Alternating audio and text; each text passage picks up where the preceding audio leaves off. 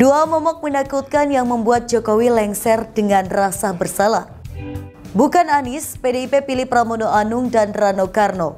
Pengamat, pilihan yang tepat. Raja Jawanya Bahlil Lahadalia buat Megawati tertawa. Kayak dia ngerti. Front Marhenis Indonesia cari Bobi Nasution, suarakan politik dinasti hingga Blok Medan. Halo Sahabat Pojok, minggu ini kita akan menyajikan berita-berita terupdate, aktual, dan berbagai informasi menarik lainnya selama sepekan. Bersama saya Putri Anju di program Resum Pojok Negeri Media.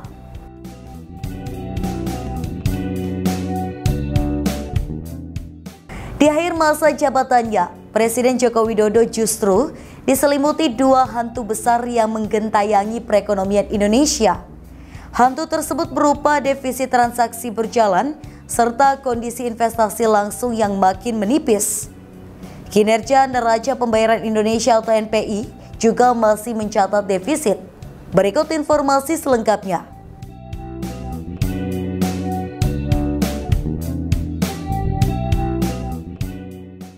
Di akhir masa jabatannya, Presiden Joko Widodo justru diselimuti dua hantu besar yang menggentayangi perekonomian Indonesia.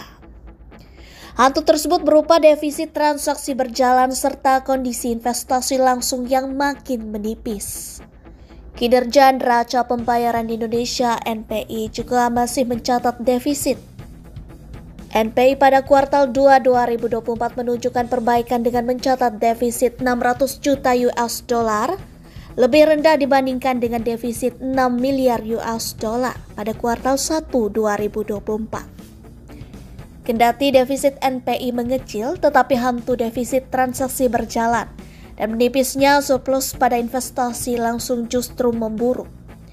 Defisit yang kembali terjadi pada transaksi berjalan untuk kuartal 2 2024 tercatat 3,02 miliar US dollar, lebih dalam dibandingkan kuartal sebelumnya yang tercatat 2,41 miliar US dollar. Hal ini semakin memperpanjang tren defisit menjadi 5 kuartal beruntun atau sejak kuartal 2 2023. Defisit kuartal 2 2024 merupakan yang terparah sejak kuartal 1 2020. Defisit 5 kuartal beruntun ini berbarengan dengan pudarnya komoditi boom serta meningkatnya ekonomi dalam negeri. Selama Jokowi memimpin Indonesia, kuartal 4 2014 hingga kuartal 2 2024, transaksi berjalan selalu mencatat defisit. Pengecualian terjadi pada kuartal 3 hingga 4 2020, kuartal 3 dan 4 2021, dan kuartal 1 hingga 4 2022, serta kuartal 1 2023. Transaksi berjalan selalu berada di zona merah, kecuali pada booming komoditas pada 2021 hingga 2022 atau anjloknya impor selama pandemi 2020. Sebagai catatan, Indonesia diuntungkan dengan booming komoditas pada akhir 2021 hingga awal 2023, ditopang oleh membaiknya ekonomi global pasca pandemi serta perang Rusia dan Ukraina. Harga komoditas andalan Indonesia ada dalam level tertinggi, mulai dari batu bara dan crude palm oil atau CPO, minyak kelapa sawit. Pada 2022, harga batu bara sempat tembus di atas level 400 US dollar per ton. Sementara harga minyak kelapa sawit berada di atas level 7.000 ringgit Malaysia. Pasca 2022, terlihat harga komoditas batu bara dan CPO mengalami penurunan dengan harga rata-rata yang cukup rendah.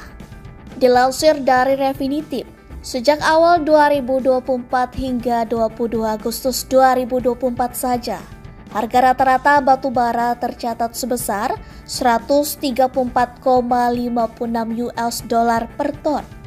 Sedangkan harga rata-rata CPO dengan periode yang sama sebesar 3.939 ringgit Malaysia per ton. Rendahnya harga komoditas andalan Indonesia ini berdampak pada neraca barang, khususnya bagian ekspor. Surplus neraca perdagangan Indonesia secara total pun cenderung mengalami penurunan, meskipun masih dalam kategori surplus 51 bulan beruntun atau lebih dari 4 tahun. Defisitnya transaksi berjalan semakin patut menjadi perhatian mengingat harga komoditas dalam tren pelemahan. Artinya, transaksi berjalan berpotensi kembali defisit dan semakin memperpanjang tren defisit ini layaknya yang terjadi sebelum pandemi COVID-19. Jika dilihat lebih lanjut, defisit transaksi berjalan pernah terjadi dalam jangka waktu yang sangat lama, yakni pada 2012 hingga awal 2020, sejalan dengan naiknya impor dan melandainya harga komoditas. Defisit transaksi berjalan yang membesar bisa menekan rupiah. Pasalnya, defisit menunjukkan adanya kebutuhan dolar Amerika Serikat yang meningkat. Kondisi tersebut juga mencerminkan adanya pemburukan pada fundamental ekonomi Indonesia. Lebih lanjut, defisit transaksi berjalan yang besar dan berkepanjangan akan berdampak pada melemahnya nilai tukar rupiah terhadap dolar Amerika Serikat. Kemudian, BI berpotensi menaikkan suku bunganya dan akan berdampak negatif bagi iklim bisnis di Indonesia. Di sisi lain, investasi langsung tetap membukukan surplus sejalan dengan optimisme investor terhadap prospek ekonomi dan iklim investasi domestik yang terjaga. Namun, jika dilihat lebih dalam, surplus yang tercatat hanya sebesar 1,38 miliar US dollar pada kuartal 2 2024. Angka ini merupakan yang paling rendah sejak kuartal 3 2020 yang pada saat itu surplus sebesar 0,99 miliar US dollar. Sementara jika kita keluarkan momen COVID-19, maka surplus investasi langsung kali ini merupakan yang terendah sejak kuartal 4 2018. Investasi langsung di sisi aset mengalami kenaikan menjadi 2,56 miliar US dollar pada kuartal 2 2024. Tren kenaikan ini terjadi bahkan sejak kuartal 4 2020 dengan mayoritas lewat instrumen utang. Jika periode COVID-19 diabaikan, maka investasi langsung di sisi aset merupakan yang tertinggi sejak kuartal 4 2016 atau sekitar 8 tahun terakhir. Untuk diketahui, peningkatan arus keluar neto dari sisi aset menunjukkan bahwa warga Indonesia semakin berbondong-bondong untuk berinvestasi di luar negeri secara langsung mengalami kenaikan. Sementara pada sisi kewajiban, investasi langsung tercatat sebesar 3,9 miliar US dollar pada kuartal 2 2024 atau terendah sejak kuartal 3 2020. Jika periode COVID-19 diabaikan, maka investasi langsung di sisi kewajiban merupakan yang terendah sejak kuartal 4 2018 atau sekitar 6 tahun terakhir. Sisi kewajiban ini menunjukkan bahwa investasi langsung yang masuk secara neto ke dalam negeri. Oleh karena itu, jika angkanya mengalami penurunan, hal ini mengindikasikan bahwa semakin sedikit investasi yang masuk ke dalam negeri. Dengan asumsi kondisi perekonomian tak kunjung membaik, global maupun domestik, maka bukan tidak mungkin sebanyak-banyaknya investor yang berinvestasi di luar negeri dibandingkan di tanah air. Ketika hal tersebut terjadi, maka roda perekonomian di dalam negeri akan semakin sulit untuk dapat bergerak dan tumbuh sesuai dengan target optimis pemerintah.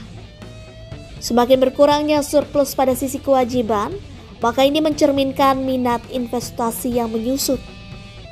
Padahal, Indonesia mengincar investasi, termasuk asing, sebagai salah satu motor pertumbuhan ekonomi Indonesia. PDIP memutuskan mengusung Sekretaris Kabinet Pramono Anung sebagai bakal calon gubernur pada pemilihan kepala daerah Jakarta 2024. Pramono akan didampingi oleh ex-gubernur Banten yang juga kader PDIP, yakni Rano Karno sebagai bakal calon wakil gubernur.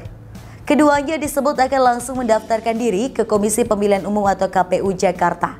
Berikut informasinya.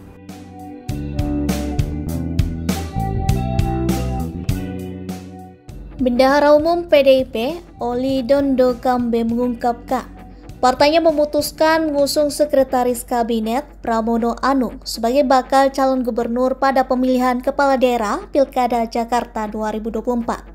Pramono akan didampingi oleh ex-gubernur Banten yang juga kader PDIP, yakni Rano Karno sebagai bakal calon wakil gubernur. Keduanya disebut akan langsung mendaftarkan diri ke Komisi Pemilihan Umum KPU Jakarta pada Rabu 28 Agustus 2024 siang.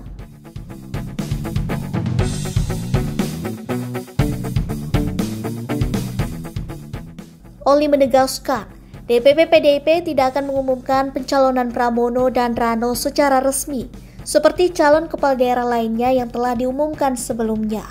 Ia meminta agar media langsung meliput pendaftaran Pramono dan Rano di KPU DKI Jakarta. Terkait alasan PDIP mengusung Pramono Anung untuk Pilkada Jakarta, Oli tidak memberikan penjelasan lebih lanjut.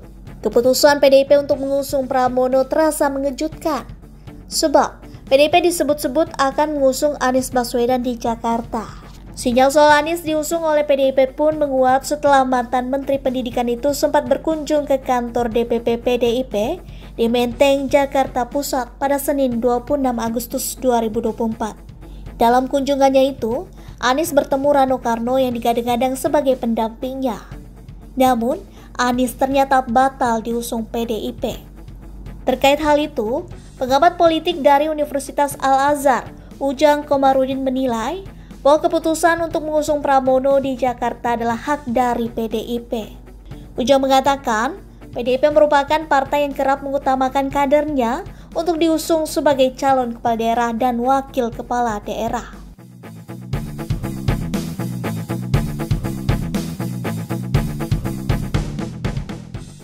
Menurut Ujang, keputusan PDIP tak mengusung Anies bukanlah sebuah masalah. Ia merasa hal itu merupakan langkah yang tepat bagi PDIP.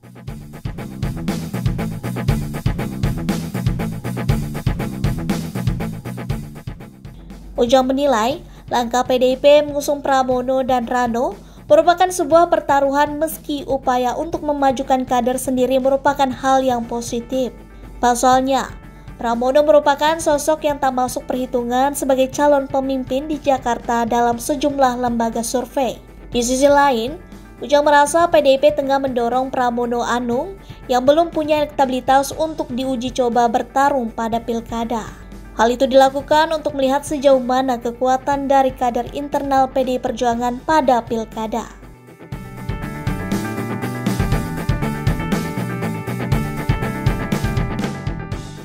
Sementara itu, Direktur Eksekutif Parameter Politik Indonesia, Adi Praitno mengatakan, langkah PDIP mengusung Pramono adalah salah satu bentuk peneguhan bahwa PDIP adalah partai yang memprioritaskan kader internal dan kader terbaik mereka untuk bisa maju dan bertanding dalam pilkada.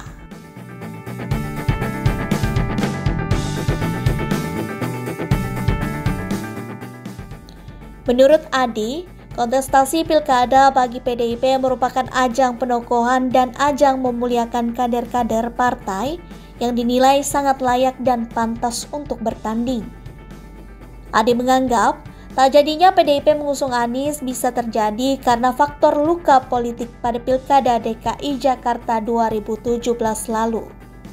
Seperti diketahui, Anies pernah berhadapan dengan kader PDIP yakni Basuki Cahayapurnama alias Ahok pada Pilkada DKI Jakarta 2017. Saat itu, Anies berhasil menang dari Ahok pada putaran kedua. Meski Anies sempat menjalin komunikasi politik dengan sejumlah pimpinan DPD PDIP pada Sabtu 24 Agustus 2024 lalu, Adi merasa hal itu tak cukup. Menurut Adi, pertemuan Anies dengan sejumlah pimpinan DPD PDIP tidak bisa disederhanakan sebagai bentuk koalisi politik.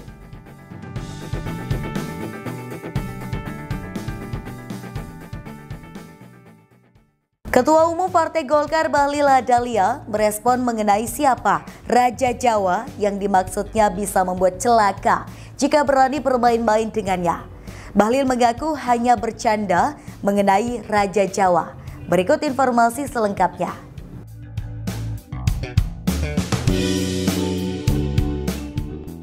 Ketua Umum Partai Golkar Bahlil Lahadalia merespon mengenai siapa Raja Jawa yang dimaksudnya bisa membuat celaka jika berani bermain-main dengannya. Bahlil mengaku hanya bercanda mengenai Raja Jawa.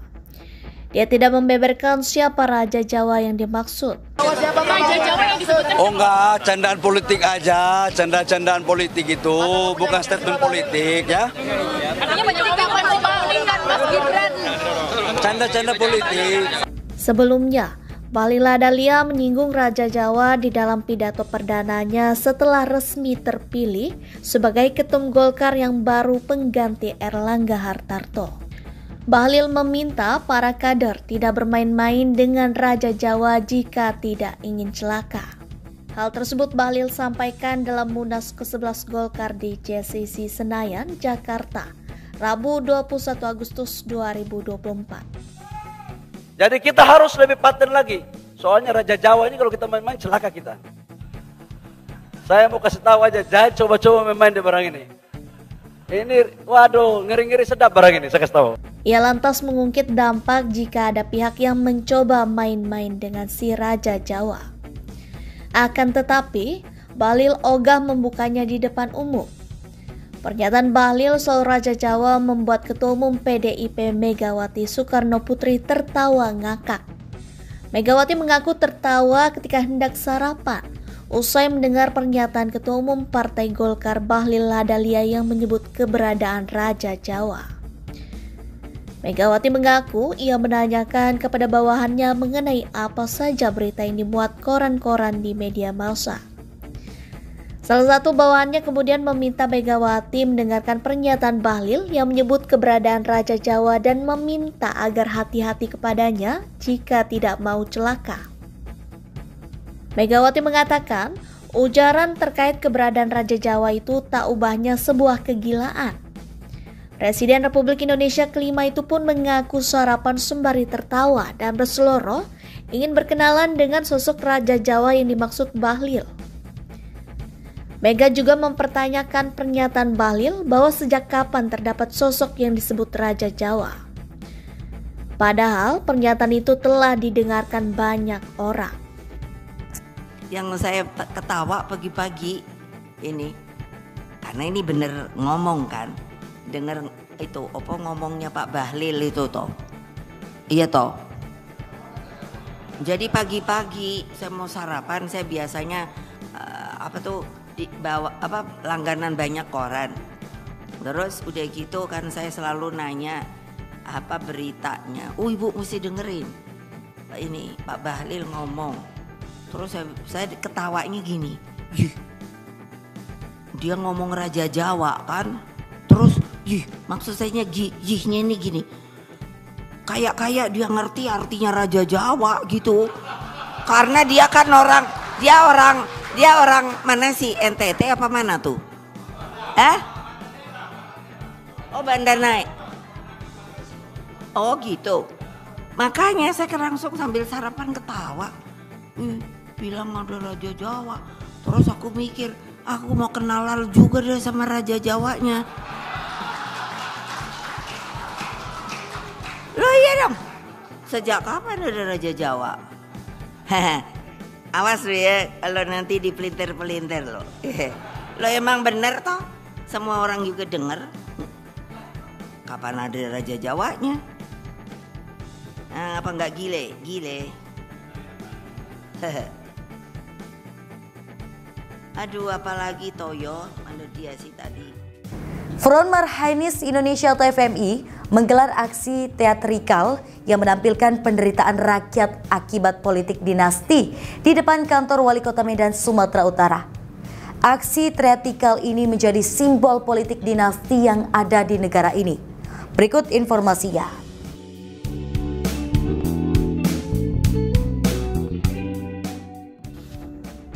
Front Marhainis Indonesia (FMI) menggelar aksi teatrikal yang menampilkan penderitaan rakyat akibat politik dinasti di depan kantor Wali Kota Medan, Sumatera Utara, Senin 26 Agustus 2024. Di antara mereka ada yang membawa spanduk bertuliskan "Tolak Bobi Nasution, Tolak Politik Dinasti dan Selamatkan Sumut". Seorang pengunjuk rasa berperan menjadi Presiden Jokowi. Dia menyeret 4 orang yang kondisinya berdarah-darah dan berteriak minta tolong. Ada juga yang membawa poster foto Bobi Nasution bersalaman dengan mantan Gubernur Maluku Utara, Abdul Ghani Kasuba AGK. Ketua Presidium FMI Sumut Badia Sitorus mengatakan, mereka ingin menunjukkan bagaimana selama ini masyarakat menderita dipimpin Jokowi. Mereka pun menyebut Wali Kota Medan Bobi Nasution bagian dari politik dinasti Jokowi.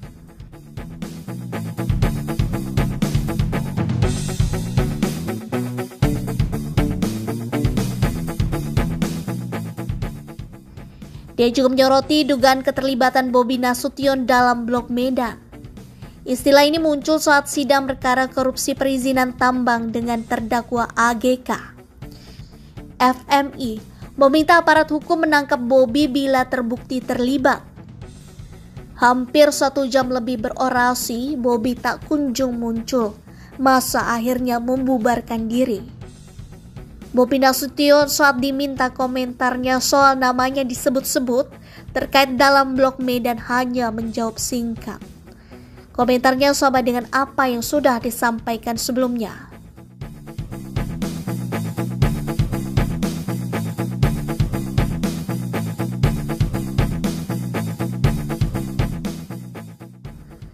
Komentar pertama disampaikan Bobi di Jalan Asia Medan pada 3 Agustus 2024. Waktu itu, dia enggan mengomentari istilah blok Medan karena menganggap bagian dari materi persidangan. Kemudian, Bobi menanggapi pernyataan mantan Menko Polhukam Mahfud MD yang meminta KPK untuk memeriksanya. Dia mengaku siap mengikuti prosedur hukum.